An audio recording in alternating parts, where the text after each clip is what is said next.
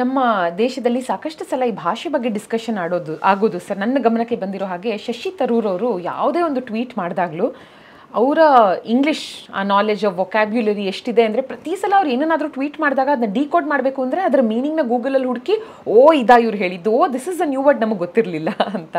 ಇನ್ನು ಕನ್ನಡದ ವಿಷಯಕ್ಕೆ ಬಂದರೆ ನೀವೇ ಹೇಳಿದಾಗೆ ನಮ್ಮ ಹಿರಿಯರು ಇವಾಗ ನನಗೆ ನೆನಪಿರೋ ಹಾಗೆ ನಮ್ಮ ತಾತ ಅಚ್ಚ ಕನ್ನಡದಲ್ಲಿ ಸ್ವಚ್ಛವಾಗಿ ಮಾತಾಡೋರು. ಅವಾಗೆಲ್ಲ ಆಂಗ್ಲ ಭಾಷೆ ಬಳಕೆನೇ ಆಗ್ತಿರ್ಲಿಲ್ಲ, ಎಲ್ಲರೂ ಅಚ್ಚ ಕನ್ನಡದಲ್ಲೇ ಮಾತಾಡೋರು. ಆದರೆ ಬರ್ತಾ ಬರ್ತಾ ಯಾವಾಗ ಬೇರೆ ಭಾಷೆಗಳು ಮಿಕ್ಸ್ ಆಗ್ತಾ ಹೋಯ್ತು ಆವಾಗ ನಾವು ಕೆಲವೊಂದು ಪದಗಳನ್ನ ಬರಿತಾ ಬಂದ್ವಿ. ಇವಾಗ ನೀವೇನು ಹೇಳಿದ್ರಿ ದವಾಖಾನೆ, ನಾವೊಬ್ಬರು ಡಾಕ್ಟರ್ ಹತ್ರ ಹೋಗ್ತಿದ್ವಿ ಚಿಕ್ಕವರಾಗಿರುವಾಗ, ಅವರು ಗುಳಿಗೆ ಕೊಡ್ತೀವಿ ಅಂತನ್ನೋರು, ಅವ್ರಿಗೆ ನಾನು ನನ್ನ ತಮ್ಮ ಗುಳಿಗೆ ಡಾಕ್ಟರ್ ಅಂತ ಹೆಸರಿಟ್ಟಿದ್ವಿ. ಯಾಕಂದರೆ ಅದೊಂಥರ ಆ ಪದನೇ ತುಂಬ ಚೆನ್ನಾಗಿತ್ತು ಗುಳಿಗೆ. ಇವಾಗ ಗುಳಿಗೆ ಅಂದರೆ ಮಾತ್ರೆ ಅಂತ ಎಷ್ಟೋ ಜನಕ್ಕೆ ಗೊತ್ತಿರಲ್ಲ.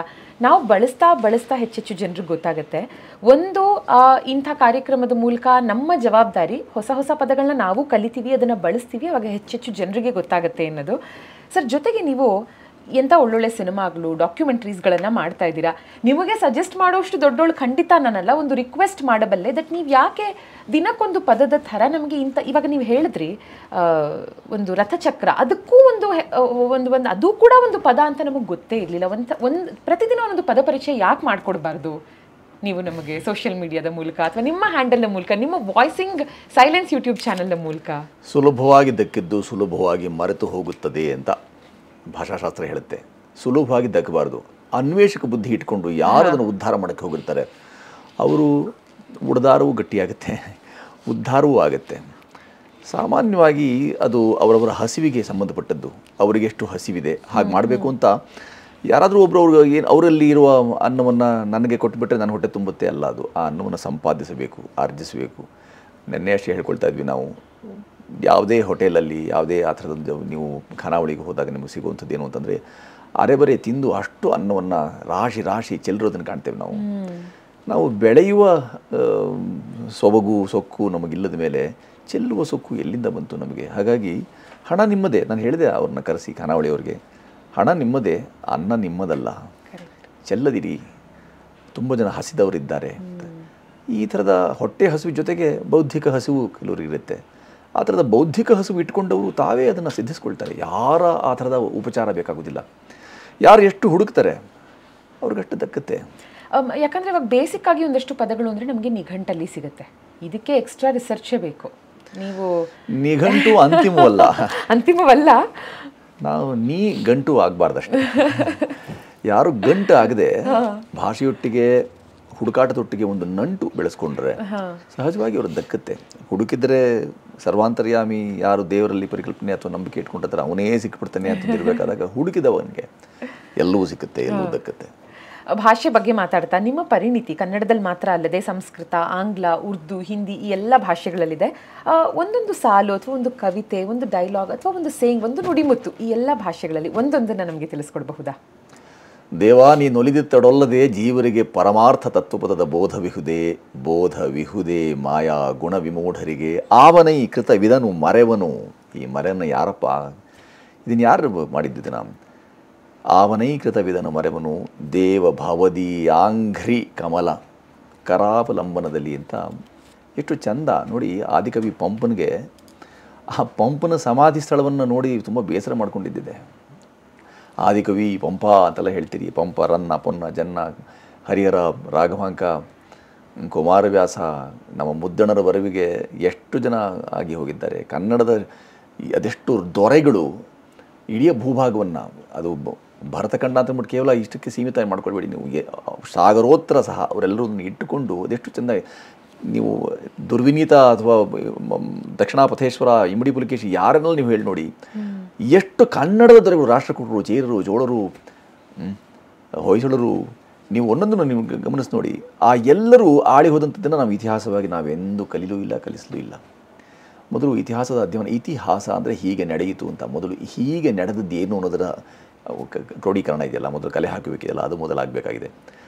ಅದು ಆಯಿತು ಅಂತಂದರೆ, ಕಲೆ ಹಾಕುವಿಕೆ ಆಯಿತು ಅಂತಂದರೆ ಈಗ ಮಾಡ್ತಿರುವಂಥ ಕೊಲೆ ಕಡಿಮೆ ಆಗುತ್ತೆ. ಕನ್ನಡದ ಅಥವಾ ಭಾಷಾ ಕೊಲೆ ಏನಿದೆಯಲ್ಲ ಅದೊಂದು ದೌರ್ಜನ್ಯ, ಅದನ್ನು ಮಾಡದೇ ಇರೋಂಥದ್ದು ಒಳ್ಳೆಯದು.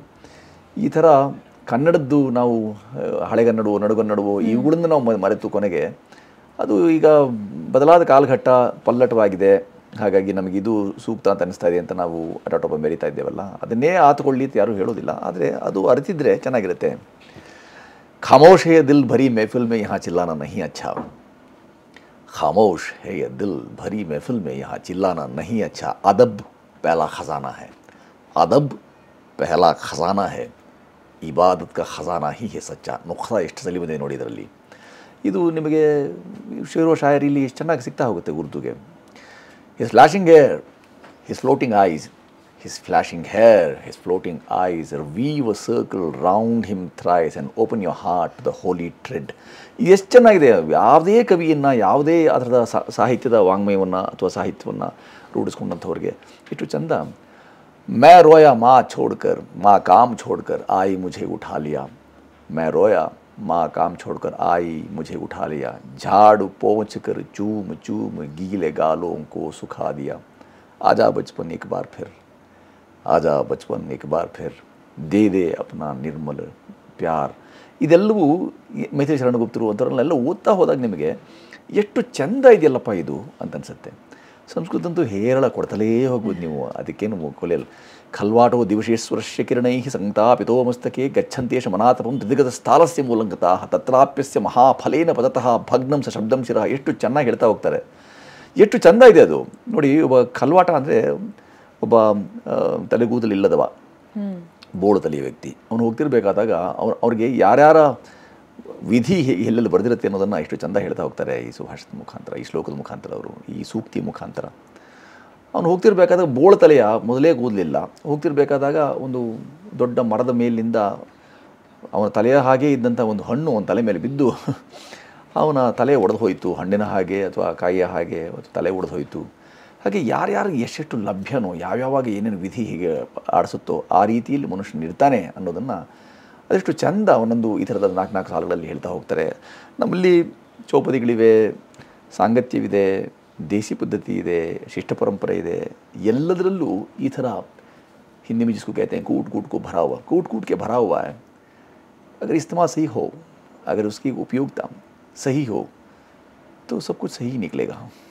ಆ ಥರದೊಂದು ನಮ್ಮ ಪೂರ್ವಿಕರು ನನ್ನನ್ನು ಕನೋಜ್ನಲ್ಲಿ, ನಮ್ಮ ಪೂರ್ವಿಕರು ಕನೋಜ್ನಿಂದ ಬಂದರು, ಇಲ್ಲಿ ಆಶ್ರಯ ಪಡೆದ್ರು, ಅದಕ್ಕಾಗಿ ಕನ್ನಡ ಅಂತಲ್ಲ. ಅದು ಯಾವುದೇ ನೆಲದಲ್ಲಿ ನೀವು ಆಶ್ರಿತರಾಗಿ ಆಶ್ರಯ ಪಡೆದವರಾಗಿರ್ತೀರಿ, ಅಲ್ಲಿನ ಭಾಷೆಯನ್ನು, ಅಲ್ಲಿನ ಸಂಸ್ಕೃತಿಯನ್ನು, ಅಲ್ಲಿನ ಪರಂಪರೆಯನ್ನು ಮತ್ತು ಅಲ್ಲಿನ ಈ ಎಲ್ಲ ಸದ್ವಿಚಾರಗಳನ್ನು ನಿಮ್ಮದಾಗಿಸಿಕೊಳ್ಳದ ಹೊರತು ನಿಮ್ಮ ಋಣ ತೀರಿಕೆ ಆಗೋಲ್ಲ.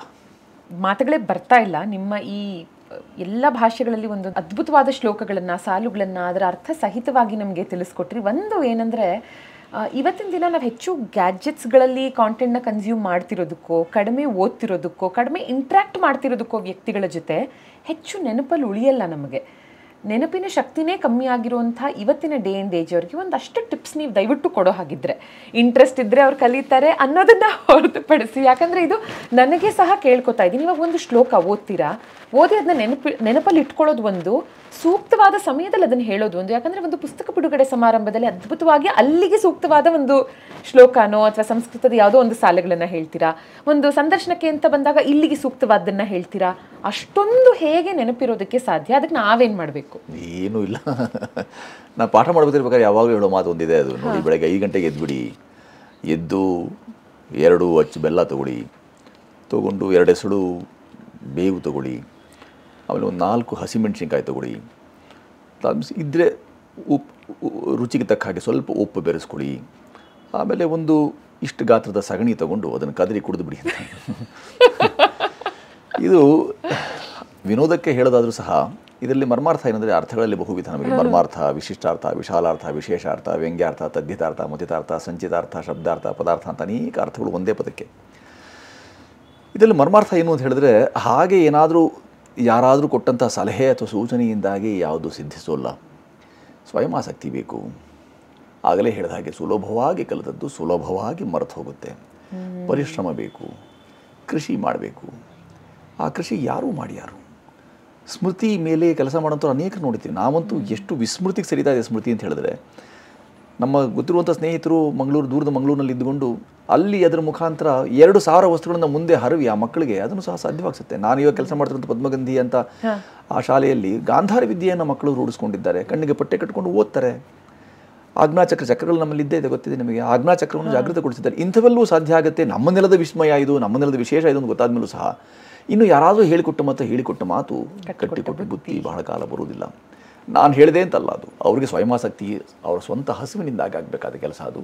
ಹಾಗೊಂದು ಹಸಿವು ರೂಢಿಸ್ಕೊಳ್ಳಿ, ಒಳ್ಳೆಯದಾಗುತ್ತೆ ನಿಮಗೆ ಅಂತ ಹೇಳ್ಬೋದೇ ಹೊರತು, ನೀವು ಹಸಿವ್ಯಾಕೆ ನಿಮಗಿಲ್ಲ ಅಂತ ಪ್ರಶ್ನೆ ಮಾಡಿದ್ರೆ ಈಗ ಪ್ರಶ್ನೆ ಇದೆಲ್ಲ. ನಾವು ಅತೀತರು, ಪ್ರಶ್ನಾತೀತರಾಗಿ ಉಳಿಯಬೇಕು ಅಂತಂದರೆ ಮೌನಕ್ಕೆ ಮೌನಿನ ಕಲಹಂ ನಾಸ್ತಿ ಅಂತ. ಕಲಹೇನ ಕವಳಂ ನಾಸ್ತಿ, ಅದು ಬೇರೆ ವಿಚಾರ. ಆದರೆ ಮೌನದಿಂದ ಕಲಹವಿರೋದಿಲ್ಲ, ಕಲಹ ಒಳ್ಳೆಯದಲ್ಲ. ಒಂದು ನನಗೆ ಮನಸ್ಸಿಗೆ ನಾಟಿದ್ದಂದರೆ, ಸುಲಭವಾಗಿ ಕಲಿಯೋದಕ್ಕಿಂತ ನಾವು ಕಷ್ಟಪಟ್ಟು ಕಲಿತೀವಲ್ಲ, ಇಷ್ಟಪಟ್ಟು ಕಷ್ಟಪಟ್ಟು ಆ ಶ್ರಮ ವಹಿಸಿ ಕಲ್ತಿದ್ದು ಖಂಡಿತ ನೆನಪಲ್ಲಿ ಉಳಿಯುತ್ತೆ ಅಂತ ಇದು ನನ್ನ ಟೇಕ್ ಅವೇ ಸರ್ ಈ ನಿಮ್ಮ ಮಾತುಗಳಿಂದ. ಇಷ್ಟ ಅಂತ ಹೇಳಿ ನೀವು ಬಚಾವಾದ್ರಿ. ಕಷ್ಟಪಟ್ಟು ಕಲಿತದ್ದು ಬಹಳ ಕಾಲ ಇರೋದಿಲ್ಲ. ಕಷ್ಟದಿಂದ ಏನು ಮಾಡಿದ್ರು ಸಹ ಕಷ್ಟಪಷ್ಟೇ ಉಳಿದು ಬಿಡುತ್ತೆ ಹೊರತು ಆ ಕಷ್ಟದ ಫಲಶ್ರುತಿ, ಫಲಿತಾಂಶ, ಪರಿಣಾಮ ಇದೆಯಲ್ಲ ಅದು ನೆಟ್ಟಗಾಗೋಲ್ಲ.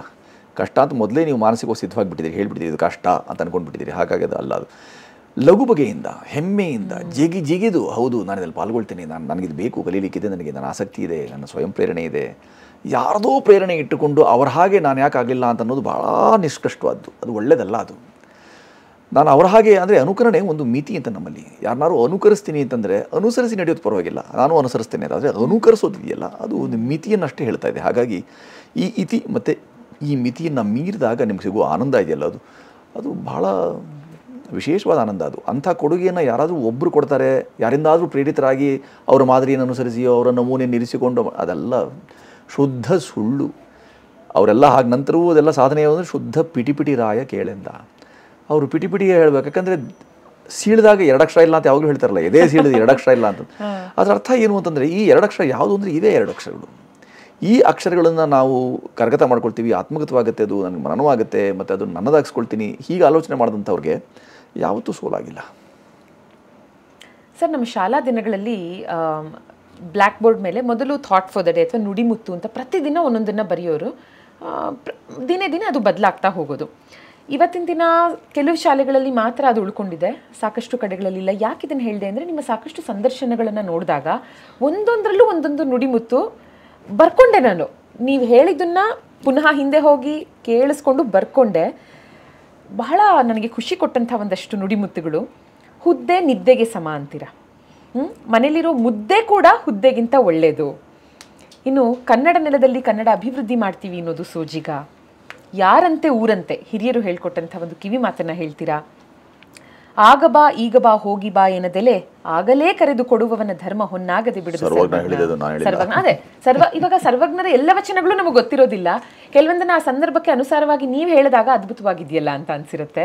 ಇನ್ನು ಹೃದಯ ಶ್ರೀಮಂತಿಕೆ ಯಾಕೆ ಬಹಳ ಮುಖ್ಯವಾಗುತ್ತೆ. ನಾವು ಕೊಡುಗೈ ದಾನಿ ಆಗೋದಕ್ಕೆ ದುಡ್ಡಲ್ಲಿ ನಾವು ಹಣಕಾಸಲ್ಲಿ ಶ್ರೀಮಂತರಾಗಿರೋದಷ್ಟೇ ಅಲ್ಲ, ಹೃದಯ ಶ್ರೀಮಂತಿಕೆ ಬಹಳ ಮುಖ್ಯ ಅಂತ ಹೇಳ್ತೀರಾ. ನಿಂತ ನೀರ ಕಲಕ ಬೇಡಿ ಕಲ್ಲುಗಳೇ, ಹೂ ದಳಗಳ ಇರಿಯ ಬೇಡಿ ಮುಳ್ಳುಗಳೇ. ಸರ್ ಅದೇ ಹೇಳಿದ್ದು. ಇವಾಗ ನಮಗೆ ಗೊತ್ತಾಯ್ತಾ ಇದು ಅವರ ಒಂದು ವಾಣಿ ನಿಮ್ಮ ಮೂಲಕ ನಮಗೆ ಗೊತ್ತಾಯ್ತಾ. ಆದ್ರೆ ಎಷ್ಟು ಅದ್ಭುತವಾಗಿದೆ ಸರ್. ಏನಿವೆಯೋ ನೋವು ಅವಕ್ಕೆ ತಮ್ಮವೇ, ಬಾಳಲಿ ಬಿಡಿ ತಮ್ಮಷ್ಟಕ್ಕೆ ಸುಮ್ಮನೆ. ಹೀಗೆ ಇನ್ನೊಂದಷ್ಟು ನುಡಿಮುತ್ತುಗಳನ್ನ ನೀವು ನಮಗೆ ತಿಳಿಸ್ಕೊಡ್ಬಹುದಾ ಅಂತ. ಅಯ್ಯೋ, ಈ ಬೇಕಾದ ಕಡೆ ಎಲ್ಲ ನಿಮ್ಮನ್ನ ಇನ್ಸ್ಪೈರ್ ಮಾಡಿರುವಂಥದ್ದು. ನೂರಾಸೆಯ ಹೆಗಲಿಗೇರಿಸಿ ನೆಡುವ ಹಾದಿ ನಮ್ಮದೇ, ಬರುವ ದಿನಗಳ ಭರವಸೆಗಳ ಬೆಳೆವ ಹೊಣೆಯೂ ನಮ್ಮದೇ. ಇದು ರಾಷ್ಟ್ರಕವಿಗಳು ಹೇಳಿದ್ದು. ಉಡುಗಣ ವೇಷ್ಟಿತ ಚಂದ್ರ ಸುಶೋಭಿತ ದಿವ್ಯಾಂಬರ ಸಂಚಾರಿ. ನೋಡಿ, ಮಣ್ಣ ಧೂಳಿನಲ್ಲಿ ಹೊರಳುತ್ತಿರುವರ ಸಹಚಾರಿ ಅಂತ ಹೇಳ್ತಾರೆ. ಇದೆಲ್ಲ ಕವಿವಾಣಿ. ಇದು ಆ ಕವಿವಾಣಿಯನ್ನು ಕೇಳ್ತಿರ್ಬೇಕಾದಾಗ ಬಾಂದಳ ಚುಂಬಿತ ಶುಭ್ರ ಹಿಮಾವೃತ, ಎಷ್ಟು ಚಂದ ಈ ಭಾಷೆಯನ್ನು ಬಳಕೆ ಮಾಡ್ತಾ ಹೋಗ್ತಿರ್ತಾರೆ.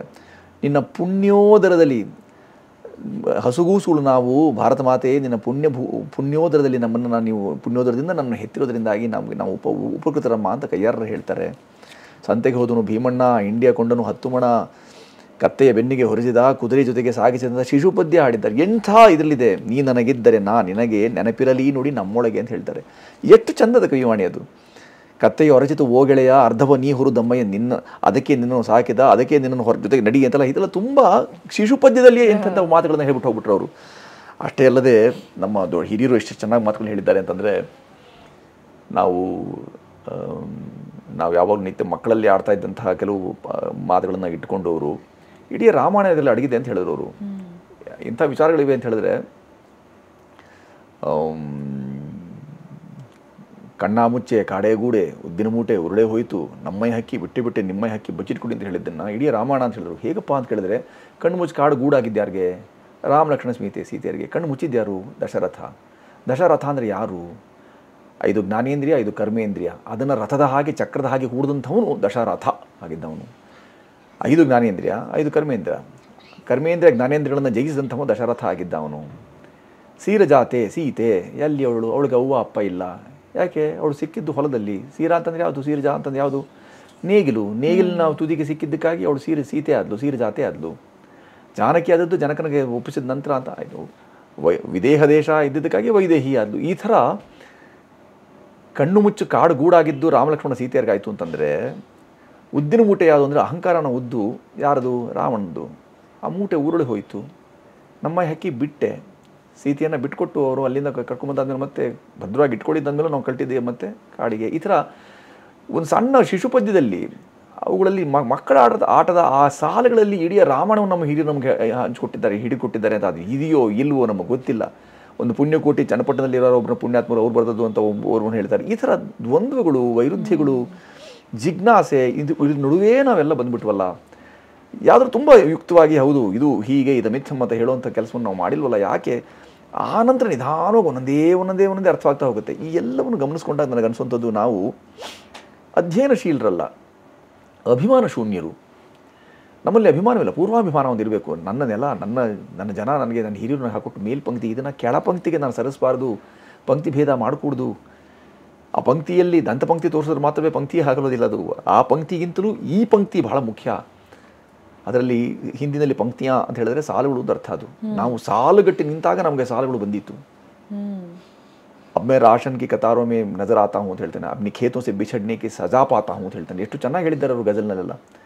ನಾನು ಹೊಲದಿಂದ ವಿಹಿತನಾದಲ್ಲ, ನನ್ನ ಕೃಷಿ ಹೊಲ ಅದರಲ್ಲಿ ಇದೆಯಲ್ಲ, ಅದರಿಂದ ವಿಹಿತನಾದಾಗ ನನಗೆ ಗೊತ್ತಾಗ್ತಾ ಇದೆ. ಯಾಕೆ ಅಂದರೆ ಇವಾಗ ನಾನು ಪಡಿತರದ ಸಾಲುಗಳಲ್ಲಿ ನಾನು ನಿಂತ್ಕೊಂಡು ಈಗ ಪಡಿತರ ತಗೊಳ್ತಿದ್ದೀನಿ. ಮೊದಲು ಕೃಷಿಯಿಂದ ನಾನು ಬೆಳೆದು ಇತರರು ಕೊಡ್ತಾ ಇದ್ದೆ. ಈಗ ನಾನು ಪಡಿತರಕ್ಕಾಗಿ ಅವ್ರು ಕೊಡುವಂಥ 2, 3, 4 ಯಾವುದೆಲ್ಲ ಉಚಿತಗಳಿವೆಲ್ಲ ಇವಾಗ ಅವೆಲ್ಲವನ್ನು ಪಡೆಯೋದಕ್ಕಾಗಿ ನಾನು ಆ ಸಾಲುಗಟ್ಟು ನಿಂತಿದ್ದೀನಲ್ಲ. ಸಾಲು ಅನ್ನೋ ಅರ್ಥಕ್ಕೆ ಇದು ಇದೆ. ದೀಪಗಳ ಸಮೂಹ, ಅದು ಸಹ ದೀಪಗಳ ಸಾಲು, ದೀಪಾವಳಿ ಆಯಿತು. ಇಲ್ಲಿ ನೀವು ಸಾಲುಗಟ್ಟಿ ನಿಂತು ನನ್ನ ಪಾಳಿ ಬರ್ತದೆ, ನಿನ್ನ ಸರದಿ ಬರ್ತದೆ ಅಂತ ಹೇಳ್ಕೊಂಡು ಸಾಲುಗಟ್ಟಿ ನಿಂತಿದೆಯಲ್ಲ. ಈ ಥರ ಸಾಲುಗಟ್ಟಿ ನಿಲ್ಲೋದಾದರೂ ಯಾವುದಕ್ಕೆ? ಸಾಲುಗಟ್ಟಿ ನಿಲ್ಲೋದು ಸಾಲ ತೀರಿಸೋದಕ್ಕೆ. ಯಾವ ನೆಲದ ಸಾಲ ಇದು? ಋಣದ ಬಾಬತ್ತಿದ್ದು. ಈ ಋಣದ ಬಾಬತ್ತು ಋಣ ಪಾತಕರು ನಾವು ಆಗಬಾರ್ದು. ಪಾತಕ ವೈರ ಸುಜನರಿಗೆ ಅಂತ ಹೇಳಿದ್ದಾರೆ. ಮಾತು ಮಾತಿಗೆ ವೈರುವಂತೆ, ನೀತಿ ಮೂರ್ಖಗೆ ವೈರುವಂತೆ, ಪಾತಕ ವೈರ ಸುಜನರಿಗೆ ಅರಿದರಿಗೆ ಏತರದ ವೈರ ಅಂತ ಹೇಳಿದ್ದಾನೆ ಸರ್ವಜ್ಞ. ಇದನ್ನು ಅರ್ಥವರಿಗೆ ವೈರ ಅನ್ನೋದಿಲ್ಲ. ಮಾತಿಗೆ ಇನ್ನೊಂದು ಮಾತು ಸೇರಿದ್ರೆ ವೈರ ಆಗ್ಬಿಡುತ್ತಪ್ಪ, ಮಾತಾಡಬೇಡ. ಜಾತಿ ಅಂತ ಅನ್ಬೇಡಪ್ಪ, ಅದಕ್ಕೆ ಇನ್ನೊಂದು ವೈರ ಉಂಟಾಗ್ಬಿಡುತ್ತೆ, ಹೇಳಲೇಬೇಡ ಅದನ್ನು. ನಮ್ಮವರೊಬ್ಬರೇ ತುಂಬ ಚೆನ್ನಾಗಿ ಹೇಳಿದ್ರು. ಯಾರೋ ಒಂದು ಹಂದಿ ಕತ್ತೆ ಜೊತೆಗೆ ಮದುವೆ ಮಾಡಿಕೊಂಡ್ರೆ ಅದನ್ನು ಅಂತರ್ಜಾತಿ ವಿವಾಹ ಅಂತ ಕರಿಬೋದು ಅಂತ ಹೇಳಿದ್ರು. ಅಂತರ್ವರ್ಣೀಯ ಅಂತ ಕರೀರಿ, ಅದು ಯಾಕ್ರಿ ಜಾತಿ ಅಂತ ಹೊಡೆದಾಡ್ತೀರಿ? ಜಾತಿ ಸೂಚಕ ಏನದು? ಸೂಚಕವೇ ಅದು? ಯಾವುದ್ರ ಸೂಚಕ ಅದು? ಈ ಥರದೆಲ್ಲ ತುಂಬ ಜನರು ಹೇಳಿದ ನಂತರವೂ ನಾವೇನು ಮಾಡ್ತಿದ್ವಿ? ಪರಸ್ಪರ ಕಾದಾಟ, ಕಿತ್ತಾಟ ಇಟ್ಕೊಂಡಿದ್ದೇವೆ. ಆ ಥರದ ವೈರುಧ್ಯಗಳು ಇಟ್ಕೊಂಡಿದ್ರಿಂದಲೇ ಯಾವುದಕ್ಕೆ ಒತ್ತು, ಯಾವುದಕ್ಕೆ ಕೊಟ್ಟ ಒತ್ತಿನಿಂದಾಗಿ ಯಾವುದಕ್ಕೆ ಸಿಗುತ್ತೆ ಮಹತ್ತು ಗೊತ್ತಿಲ್ಲ. ಸತ್ವವಿದ್ದಲ್ಲಿ ಮಹತ್ವ. ಅದಕ್ಕೂ ತ್ವ ಅಂದ್ರೇನು? ನೀನು ಅಂತ. ಮತ್ತು ಸಂಸ್ಕೃತದಲ್ಲಿ ನಿನ್ನಿಂದ, ನನ್ನಿಂದಲೇ ಆಗಬೇಕಾದದ್ದು. ಹಾಗಾಗಿ ನಾನು ಮಮತ್ವವನ್ನು ತೊರೆದು, ಗೀತೆಯಲ್ಲಿ ಭಾಳ ಚೆನ್ನಾಗಿ ಹೇಳ್ತಾರೆ ಮಮತ್ವವನ್ನು ತೊರಿ ಅಂಥೇಳಿ. ಆ ಥರದ ಮಮತ್ವವನ್ನು ತೊರೆದು ವಿಮರ್ಶೆ ತದಶೇಷೇಣ ಯಥೇಚ್ಛಸಿ ತಥಾಕುರು ಅಂತ ಒಂದು ದೊಡ್ಡ ವೈಶಾಲ್ಯ ಕೊಟ್ಬಿಟ್ಟಿದ್ದಾರೆ. ಗೀತೆ ಹೇಳಿರುವಂಥ ಮಸಾಲೆಗಳೇನು ಅಂತಂದರೆ, ನೀನು ವಿಮರ್ಶಿಸಪ್ಪ, ನಾನು ಹೇಳಿದೆಲ್ಲ ಅಂತಿಮ ಅನ್ಕೋಬೇಡ. ಮಾಮೇಕಂ ಶರಣಮುರಜ ಅಂತ ಹೇಳಿಬಿಟ್ಟಿದ್ದಾರಲ್ರಿ ಅಂತ ಯಾರು ಹೇಳಿದಾಗ, ಇಲ್ಲಪ್ಪ ಅದು ಸಾಂದರ್ಭಿಕ, ಅದು ಆ ಸಂದರ್ಭ ಅಂಥದ್ದು. ಆದರೆ ಕೊನೆಗೆ ಹೇಳಿರೋಂಥ ಗೀತಾಚಾರ್ಯರು ಹೇಳಿರೋ ಮಾತೇನೋದು ಅಂತಂದರೆ, ಕೃಷ್ಣನ ಹೇಳೋ ಮಾತೇನು ಅಂತಂದರೆ, ನೋಡಪ್ಪ ನಾನು ಹೇಳಿದ ಅಂತಿಮ ಅಲ್ಲ, ವಿಮರ್ಶಿಸು, ಉಳಿಕೆ ಅಥವಾ ಶೇಷ ಅಂತ ಇಟ್ಕೋ. ಅದರಿಂದ ನಿನಗೆ ಯಾವುದು ಸರಿ ಕಾಣುತ್ತದೋ ಅದನ್ನು ನೀನು ಮಾಡು. ಯಥೇಚ್ಛಸಿ ತಥಾ ಕುರು ಅಂತ ಹೇಳಿದ್ದಾರೆ. ಕುರು ಅಂದರೆ ಮಾಡು. ವಂಶವು ಕುರು, ತನಗೇನು ತೋಚ್ತೋ ಅದನ್ನು ಅವ್ರು ಮಾಡಿದ್ರು. ಇವರು ಪಾಂಡುನಂದನರು, ಇವರಿಗೇನು ತೋಚುತ್ತೋ ಇದನ್ನು ಮಾಡಿದ್ರು. ಆದರೆ ಧರ್ಮ ಬಹಳ ಮುಖ್ಯ. ಅದು ಯಾರಿಗಾದರೂ ಸರಿಯೇ. ಅಧರ್ಮಿಗಳಾದಾಗ ಸಹಜವಾಗಿ ತುಂಬ ಸಮಸ್ಯೆಗೆ ಒಡ್ಡೀತದು. ಹಾಗಾಗಿ ಧರ್ಮದ ಮಾರ್ಗ ಅಂತ ಯಾರನ್ನೂ ಒಪ್ಪಲಾಗಿದೆ. ಸಾರ್ವಭೌಮ ಅದನ್ನು ಇಡೀ ವಿಶ್ವದಲ್ಲಿ. ಉನ್ಮಾದ ಅದು. ಉನ್ಮಾದವನ್ನು ಪಕ್ಕಕ್ಕಿಟ್ಟರೆ ಆ ಥರದ ಮಾದ ಇವೆಲ್ಲ ಪಕ್ಕಕ್ಕಿಡಬೇಕು. ಉನ್ಮಾದವನ್ನು ಪಕ್ಕಕ್ಕಿರಿಸ್ತಂದರೆ ಯುದ್ಧವಾಗದೆ ನಾವು ಸಹಬಾಳ್ವೆ, ತುಂಬ ಸೌಹಾರ್ದಯುತವಾದ ಬದುಕು, ನನ್ನದೇ ಶ್ರೇಷ್ಠ ಅನ್ನೋ ವ್ಯಸನ ಇಟ್ಕೊಂಡು, ಶ್ರೇಷ್ಠತೆಯ ವ್ಯಸನ ಇಟ್ಕೊಂಡು ತುಂಬ ಜನರು ಆಶನ ವಸನಕ್ಕೆ ಎಷ್ಟು ಕಷ್ಟಪಡ್ತಿದ್ದಾರೆ ಈಗ. ಯಾಕೆ? ವ್ಯಸನದಿಂದಾಗಿ. ಶ್ರೇಷ್ಠತೆಯ ವ್ಯಸನ. ಈ ಥರದ್ದೆಲ್ಲ ಅನೇಕ ಅಹೋರಾತ್ರಿ ಹೇಳ್ತಲೇ ಹೋಗೋದು. ಪಾಪ ಅವರು ಬೇಸರ ಪಟ್ಕೊಂಡು ಏನು ಬೇರೆ ಕೆಲಸವಿಲ್ಲ ಇವರಿಗೆ ಕೂತ್ಕೊಂಡು ಅವರಿಬ್ಬರಿಗೂ. ಸರ್, ಇವಾಗ ಏನು ಗೊತ್ತಾ, ನಿಮ್ಮಷ್ಟು ಓದಿ ತಿಳ್ಕೊಳ್ಳೋದಕ್ಕೆ ಎಲ್ಲರ ಕೈಲೂ ಆಗದೆ ಇರಬಹುದು, ಆದರೆ ನಿಮ್ಮ ಜೊತೆ ಮಾತನಾಡಿದಾಗ ಹೀಗೆ ಸಾಕಷ್ಟು ಕವಿವಾಣಿಗಳು, ಸಾಕಷ್ಟು ವಿಷಯಗಳು ನಮಗೆ ಗೊತ್ತಾಗತ್ತಲ್ಲ. ಇದು ಸುಲಭವಾಗೇ ಸಿಕ್ಕಿದ್ದಾದ್ರೂ ನಮಗೆ ಬಹಳ ಖುಷಿ ಇದೆ ಸರ್. ಇದರಲ್ಲಿ ಎಷ್ಟೊಂದು ತಿಳ್ಕೊತಾ ಇದ್ದೀವಿ ನಿಮ್ಮ ಮೂಲಕ ಅಂತ.